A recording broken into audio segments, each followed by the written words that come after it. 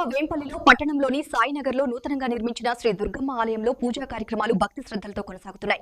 సుమారు 2 కోట్ల వ్యయంతో నిర్మించిన ఈ ఆలయంలో నూతన విగ్రహ ప్రతిష్ఠ అనంతరం ప్రతిరోజు భక్తుల సహకారంతో అమ్మవారికి అభిషేకాలు నిర్వహిస్తున్నట్లు ఆలయ వ్యవస్థాపకులు జెడ్పీటీసీ మాచిరెడ్డి రవికుమార్ రెడ్డి తెలిపారు. మండల పూజల్లో భాగంగా ఆలయ అర్చకులు ఇందీవర శ్యామ్ నేతృత్వంలో వేద మంత్రోచ్చారణల మధ్య దుర్గమ్మకు పంచామృతాభిషేకం, రుద్రాభిషేకం, కుంకుమార్చన, ధూపదీప మహామంగళహారతి వంటి పూజా కార్యక్రమాలు నిర్వహించారు. అనంతరం అమ్మవారిని శోభాయమానంగా అలంకరించి భక్తులకు దర్శన భాగ్యం కల్పించారు.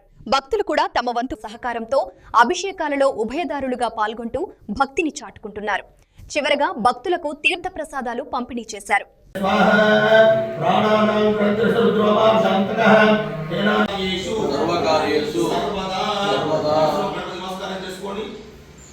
ఓం సత్యం ఓం తత్సవితుర్వరేణ్యం భర్గో దేవస్య ధీమహి ధియో యో న ప్రచోదయాత్.